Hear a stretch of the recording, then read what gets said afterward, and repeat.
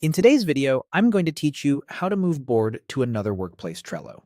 If you've got a board in the wrong place, or you're reorganizing teams, moving a board to a different Trello workspace is quick and straightforward. Before we dive in, a quick note.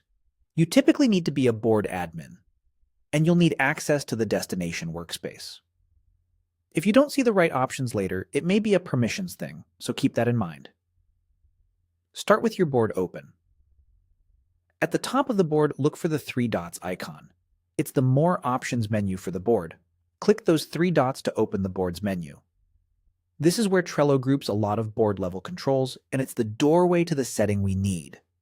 From that menu, choose Settings. This brings you to the panel where you can manage details like the board's name, permissions, and the workspace it belongs to. Take a moment to confirm you're in the right place.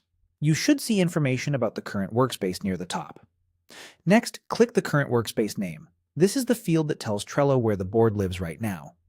Clicking it opens a list of the workspaces you have access to. If you don't see the workspace you're expecting, it might mean you're not a member of it yet, or your organization has restricted moving boards into it. Now, select the workspace you want to move the board to. As soon as you choose it, Trello prepares to update the board's home. This doesn't change your cards, lists, or activity.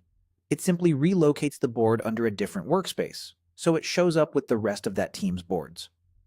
To confirm the move, click Change. That's the action that finalizes the transfer. After you click it, the board will now belong to the new workspace. You should see the updated workspace reflected immediately, and the board will appear with the rest of that team's boards in their workspace view.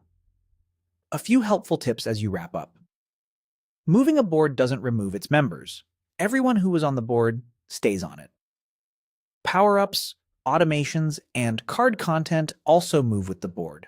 However, workspace-level visibility or billing rules can apply differently in the new location, so double-check the board's visibility and any team policies if something looks different.